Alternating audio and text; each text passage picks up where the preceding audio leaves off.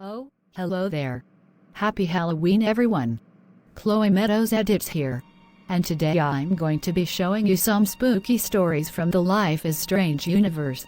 It's been a long time since I made a Life is Strange video since I started making new types of content, but I'll always be making the occasional Life is Strange video. This one is a spooky stories collection. I have some special guests here with me today to share their true scary stories, and you will see the reenactments on screen. I have Max, Sean and Alex here to each tell their stories. It's going to be so scary. So turn off those lights, grab some snacks and settle in for some spooky stories from the Life is Strange universe. First up with Max Caulfield's spooky story. Thanks Chloe. My story begins the same night that Arcadia Bay was destroyed. Chloe Price that is, was forcing herself to drive despite being tired, but I convinced her to pull over before an accident happened. We had enough money on us to stay in a motel for the night, so Chloe pulled up to a motel. It just looked like a normal motel, nothing strange about it except maybe it being a little run down, but we put that down to it just being cheap. It already started to get a little weird at reception. "Hi there, I'd like to check in."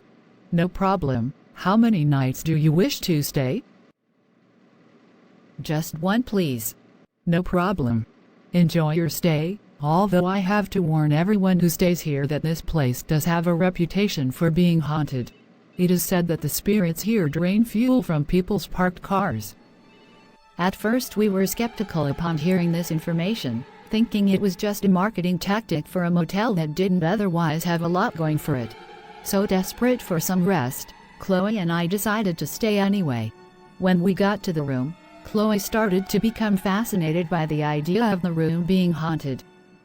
"You know Max, now we're here I'm glad you convinced me to pull over. I'm hella tired." "Told you." "Do you think what the receptionist said was right? About this place being haunted?" "I don't know, I hope not. I get so freaked out at that kind of stuff.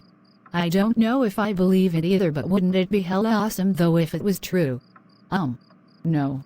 It wouldn't, Chloe, that would be terrifying." "Oh come on Max, I'm sure nothing can hurt us.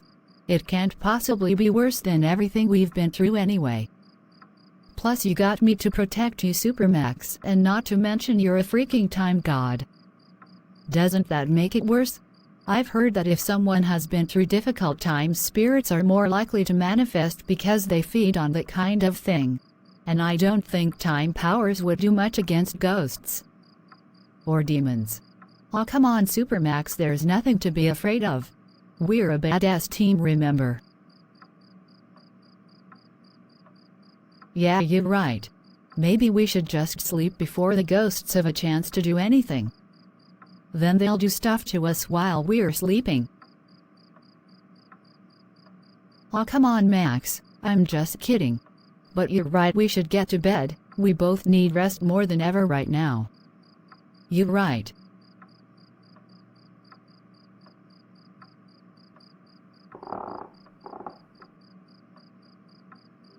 So that was the first strange noise we heard that night.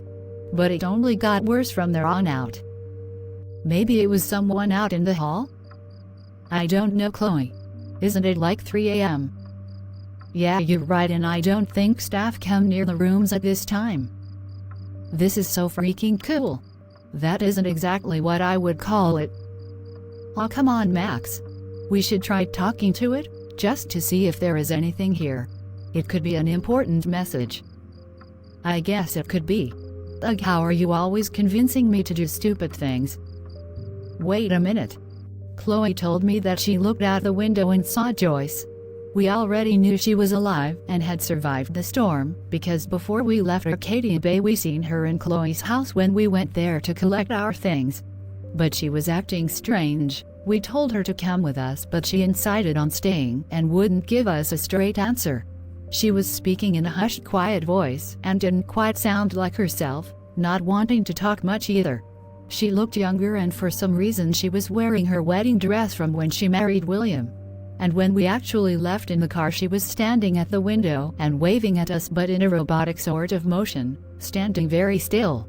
Okay, Chloe, are you sure there's nothing else you need? Yeah, I think I got everything covered, just wish I could take everything, you know. Yeah. Mom, is that you? Where did you come from? I'm so glad you're alive. Max and I are about to head out because you know it's not really possible to live here anymore since everything is trashed out there. Are you going to come with us, Mom? Mom? No. Be safe, Chloe. Okay. Well, what are you gonna do then? Shall I call you later or? Goodbye, Chloe. Goodbye, I guess. I'm telling you, Max, that's her out the window. Do you see her? Fuck, I think she's gone now, but I swear I saw her. Maybe you should call her, she probably went looking for you. This is why she should have come with us in the first place. I don't know why she acted so hella weird about it. And so Chloe tried to call Joyce. She had already tried to call her several times that day when she took breaks from driving, but she never picked up. We were both worried sick about her since she acted so strangely and after everything that happened, but this time when she called, she did pick up. What's going on? Did she answer? Yeah, she did, Max, but she's not saying anything. The line is completely silent apart from a lot of static. Here, let me put it on loudspeaker so you can hear. What the fuck is going on? I wish I knew. Chloe began to suspect that it was a ghost messing with us in the motel, which of course wouldn't explain the strange things happening with Joyce, but could explain the strange noise in her phone ringing. But seeing Joyce out the window was another thing we just couldn't explain. Due to the motel having a reputation for being haunted, there was an Ouija board in the room that Chloe wanted to try out. So that's exactly what we did, even I agreed just to see if that could help us get to the bottom of things. Is there anything here with us? Oh fuck, it's actually starting to move. D-O-N-T-G-E-T-O-N-T-R-A-I-N. Don't get on train. What the fuck is that supposed to mean? I have no idea. After that, I convinced Chloe to stop communication with the ghost, because I chickened out and was worried about what else it might say, not expecting it to say anything in the first place. We still slept despite everything that happened due to being so exhausted, and surprisingly, nothing else happened during the night. When we woke up, it was still dark due to it being so early. We checked out and were in denial about last night's events, trying to debunk it, concentrating on the fact that we were hungry and wanted to go for breakfast. So we agreed we'd go to the nearest cafe in Chloe's truck. But when we got to her truck, there was no gas left, even though it was full when we stopped last night because we'd just been to the gas station. Then we remembered what the receptionist said. We both didn't know how to debunk this one, but still couldn't ignore the rumbling in our stomachs despite this. There was a train station just across the street from the motel, so we decided to go there and go to the cafe that way instead. Okay, so looks like the next train is in a couple of minutes. Awesome, I'm starved. Can't wait to get some breakfast in my stomach. Wait. What? You remember when the Ouija board said not to get on the train? Oh shit, that's trippy. I didn't even think about that. Maybe we should listen to it, just in case. But Max, you have your powers to protect me, remember? Not that I think anything will happen anyway. Could just be a coincidence. I guess, but... Oh look, here's the train. Chloe, I really don't feel like we should get on. I have a bad feeling about this. Let's take the bus instead. Well, okay, if it'll make you feel better then let's do it. But trust me, Max, I'm sure everything is fine. Sure was nice to have a good breakfast after everything that's happened. Takes me back to the old days when we used to have breakfast together at the Two Whales. I know, right? Who's that? It's David. I'm going to put it on loudspeaker. Chloe, where are you? Are you safe? Yeah, I'm in a cafe with Max just outside Seattle. Is everything okay? I don't know how to tell you this, but I'm afraid your mother is gone. I'm sorry, Chloe. What? But she survived the storm. How did she die since then? I told her she should have come with us and she wouldn't listen. How can you know for sure she's dead? Can you just not find her? Because I saw her yesterday. Chloe, she didn't survive the storm. I was with her when the storm was still happening. I saw her die. So that's my story. Chloe and I can never know for sure what really happened. But all I know is we somehow spoke to Joyce at a time when she wasn't even alive.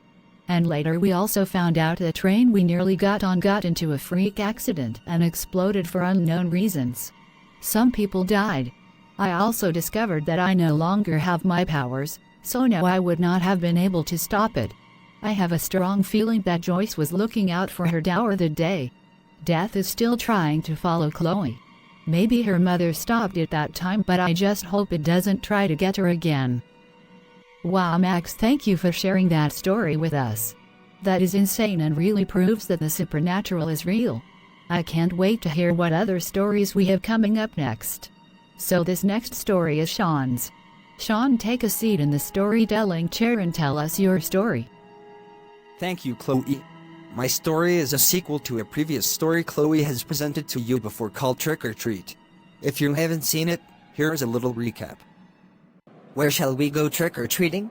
There's a neighborhood that's supposed to be haunted that I know of. Wait here, I won't be long. No, don't leave, please. Hey Nano, I'll be back in a flash. What's wrong with somewhere being haunted?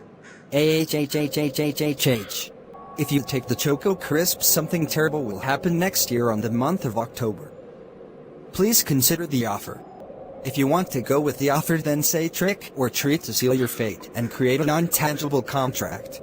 Trick or treat. Lol, but you've been fooled. I'm not a good spirit. I'm evil AF.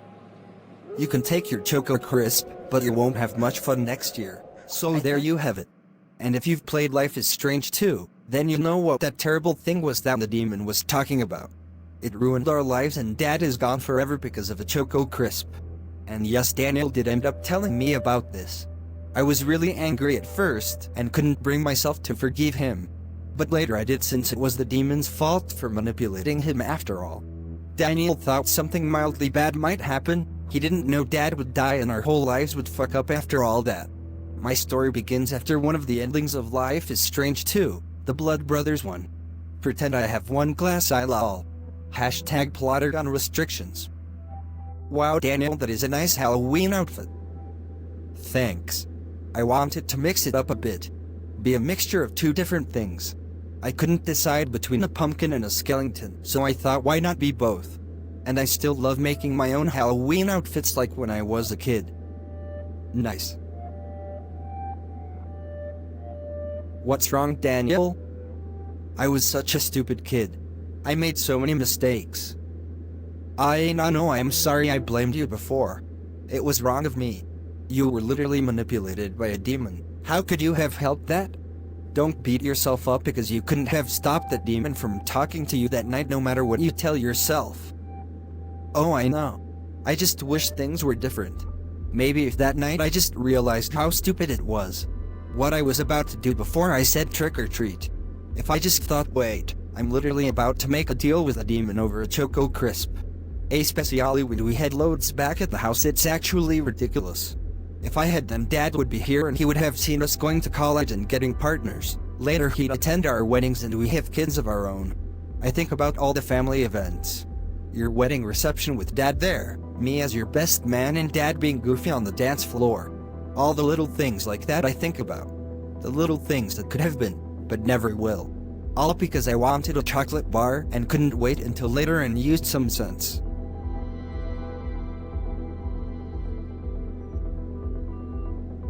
I'm so sorry, Nano. I think about that too. It's okay to be sad about it and think about those things. I think about them too, but don't beat yourself up. Blame the demon, not yourself. Yeah, you're right, Sean.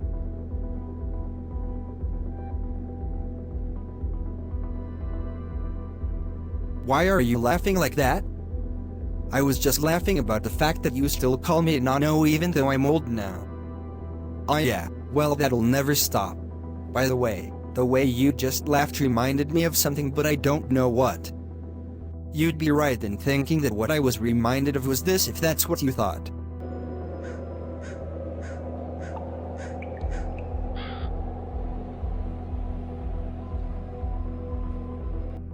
Yeah, I didn't just laugh like that for no reason. It was the demon starting to manifest itself. Anyway, Daniel and I were staying up on that peak to look at the stars like we did in episode 5 of Life is Strange 2. Because we needed a break from working in the garage for a little while, we decided to spend the night there for Halloween, since it can get pretty spooky up there. Things started to not quite feel right when it got dark. So I see you got tired of wearing that pumpkin on your head, huh? Yeah, it was just getting so uncomfortable and my whole face was sweating.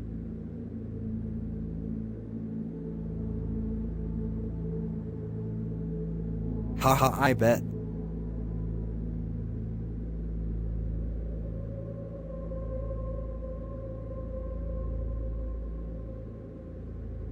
What? You're kind of freaking me out with that laugh you're doing. Oh really? Okay then, if you wanna be boring. Yeah, I guess I will be then. I don't mind laughing, it's just the way you were doing it was a little creepy, that's all. Oh, I can show you creepy. What? Nothing. Why are you acting like this, Daniel? You're freaking me out. I'm not acting like anything. If you say so. Sean, I have something to tell you. What is it? I don't think it was Daniel's fault about everything that happened anymore. Well, good. Did I manage to convince you that it wasn't your fault and it was the demons? Why are you talking about yourself in third person though? No, Sean, I don't think it was the demons' fault. And I don't think it was Daniel's fault. Sean, it was all your fault. What? You should have just played with Daniel, but you didn't. And then you made everything worse by running away. You also shouldn't have left Daniel alone that night you took him trick or treating in the first place. You're the older brother and supposed to be the responsible one, but Sean, you are a coward. Nothing but a coward. Daniel should be ashamed of you. Daniel, why are you talking like that, like as if you're not talking about yourself? Because I'm not Daniel. It's pretty cozy here in this body though. What the actual fuck? Yeah, I don't think I'll ever wear that pumpkin on my head anymore. I'll probably just be a full skeleton next time. Anyway, did I just zone out for a bit there? Felt like I was daydreaming a bit. Sorry, Sean. So yes, the demon had in fact full-on possessed Daniel and took over his body. Daniel couldn't remember a thing. I haven't even told him about it yet. I just don't want to freak him out. But now I know for sure that this demon has not finished with us yet like we thought it had. That was for sure a sign from it saying that it wasn't. After everything that's happened to us and we finally reached Puerto Lobos and settled down. Sure, life can be tough here, but still so much better than being on the road. I thought things were gonna be okay now. But it looks like it's only just the beginning of the deal Daniel made with that demon. Oh wow, that was extremely scary. Thanks for sharing that one, Sean. I literally have goosebumps after hearing about that one. I hope things can get better for you. This next and final story is from Alex from Life is Strange True Colors. Can't wait to hear your story, Alex. Thank you, Chloe. So this story I have to share with you all is extremely scary. For some context, firstly, I had decided to stay in Haven Springs with Ryan. Steph had left, but she came back to visit us for Halloween, and our little friendship group was reunited for a little while, which was really nice. It was my first Halloween in Haven Springs, and we all wanted to try something crazy. We wanted to communicate with the dead, so we tried out an Ouija board. So we can literally just talk to the dead with this thing if it works? Yep, that's how it works. This is gonna sound crazy, but should we try and talk to Gabe? I think it's worth a try. Yeah, I think so too.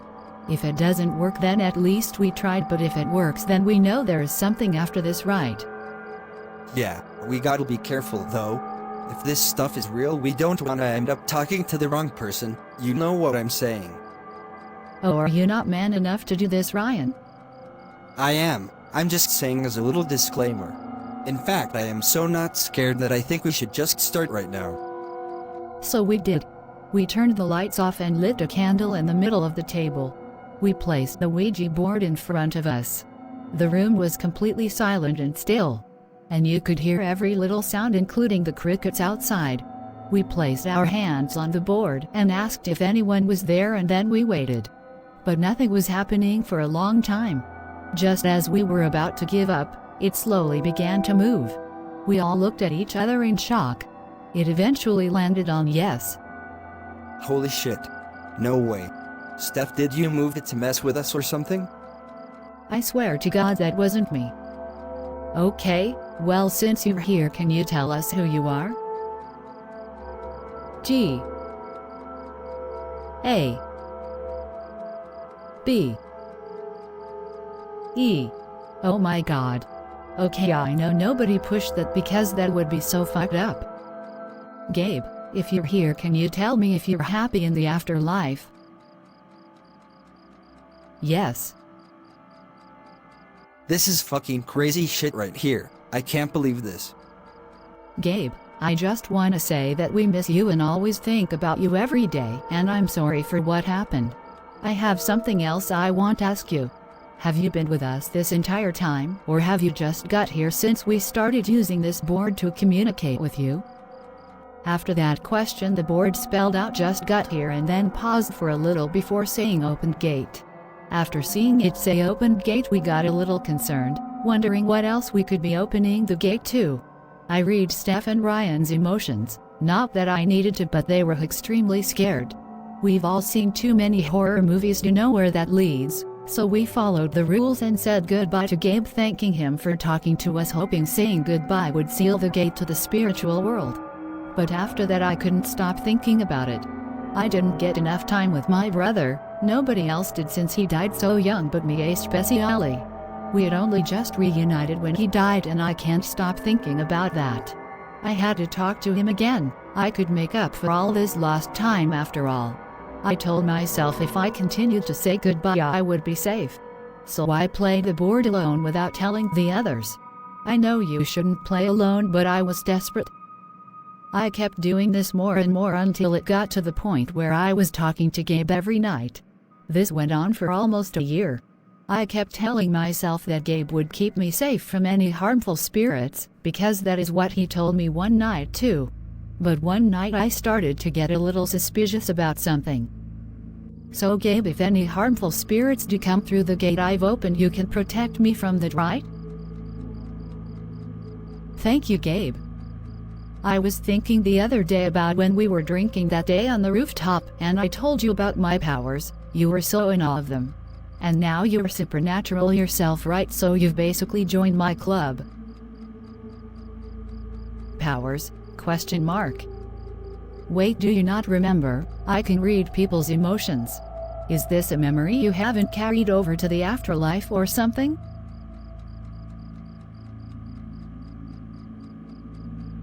Nothing.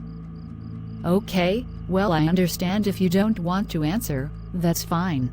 I think I will say goodbye now. So I said goodbye, and I didn't admit to Gabe that I felt a little dejected at him not answering my question, since it was just a nice memory I wanted to share with him. I realized it was the first time I'd talked to him about my powers since using the Ouija board, or in fact the first time I'd ever talked to him about a memory with him from life. I'd been so busy talking to him about spiritual things and what the afterlife is like, I'd never gotten round to that. I started to suspect that he may not keep all his memories from life, but I know he's bound to know some of them since he remembers who I am. But the next night when I was using the board to talk to Gabe, the possible terrible truth hit me like a brick. Hi Gabe, I'm back to talk as always. Hi. Gabe, I wanted to talk about memories. Do you remember everything from your life you lived in your afterlife? Yes. Okay, well, that's reassuring to know. I'm glad about that. I did wonder if you'd forgotten about my powers, since you seemed confused when I brought that up before. So Gabe, do you remember me having powers, reading people's emotions and all that stuff? You really don't want to answer that question, huh? No. Is there any reason why? Okay, I'll stop asking about that if you don't want to answer. But you do remember that day when we drank beer on the rooftop, right? Yes. I started to strongly suspect something at that point, and I was extremely afraid. And to test that what I was suspecting was true, I made up a memory with me and Gabe that never even happened and asked him if he remembered it. Gabe, do you remember when Mom bought us a pet snake when we were kids and you used to chase me around the house with it and I'd run away screaming?